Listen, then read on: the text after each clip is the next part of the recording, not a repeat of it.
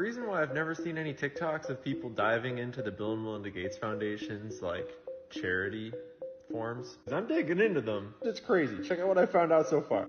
I don't remember how I got here, but I was just like, I wonder where Bill Gates is putting his money. And I went to the Bill and Melinda Gates Foundation website. Their annual reports are a whole different story, but we're starting with their grants data. Download all that data. It looks like this.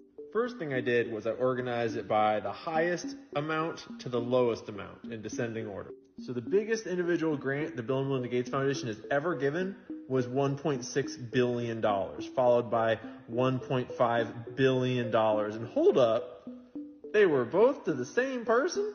The Gavi Alliance, huh? Well, hold up, they've given to the Gavi Alliance multiple times for a total of $5.8 billion. And that's just the ones on the screen here. There's more down below.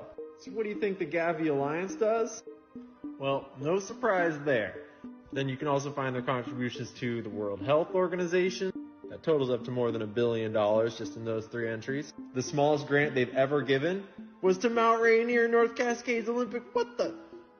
$50? Man, I've given more money to Mount Rainier than you, Bill. Come on. That's like the cost of a parking pass. What are you doing? Anyways, if you're wondering, the total they've given in all this data is $82.6 billion.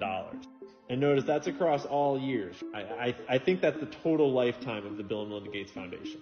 But then I did something else where I organized it alphabetically so you could see where, they've given a lot of money all to the same organization lots of times. Like, what is Access Health International? Alright, kind of vague.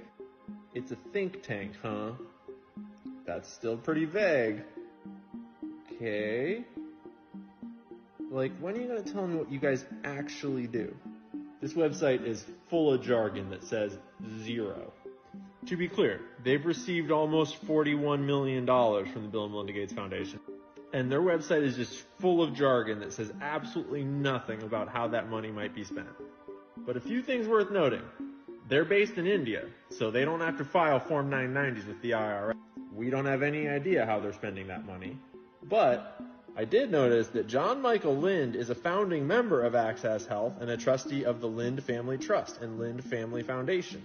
With more than 39 private equity and venture investments to his credit, primarily in the U.S., he has more than 20 years on the ground asset management and investment banking experience.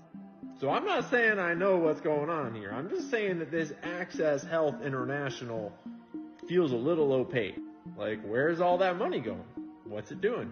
Then we just keep going down the A's, and I found Achieve Inc., and I couldn't help but get curious. Achieve Inc. has received $46 million, and we're talking education here, so I had to call up my mama, because she knows a lot about education. Both my parents worked in education for their whole lives. And she kind of confirmed what I was seeing, is these guys are heavily involved in developing nationalized standards, like the standardized tests that we all took in high school and such. They're not involved in funding teacher education or higher quality teachers. They're just involved in funding standards and standardized testing, which is good, because that way everyone can go to college. When you try to go to their website and find their reports, because they are a nonprofit, strangely, they're not there. And when you try to look at their board of directors, there's literally no information about their board of directors. They're not listed on their website.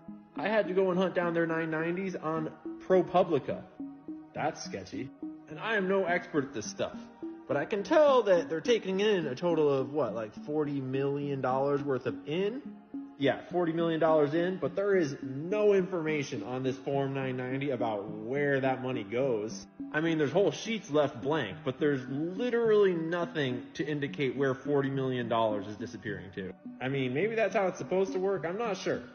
Achievement First, there's so many Achieves all about education. Achievement First is a charter school program over on the East Coast. And charter schools have a lot of complex problems that are not immediately apparent that you might think they're great.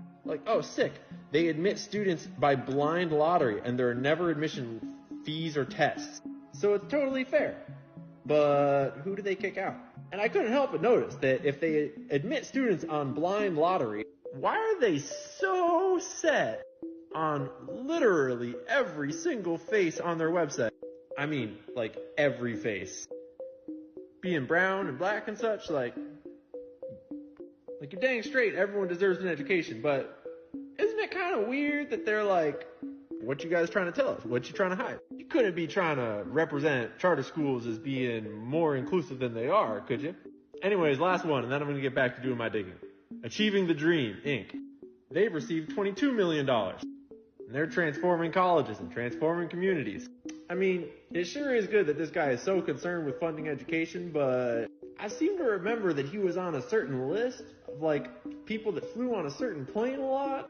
And if you had read Whitney Webb, you actually would know that the Bill and Melinda Gates Foundation was actually originally, like, the money was managed and the charity was set up in coordination with that one Jeffy boy that this guy totally didn't know.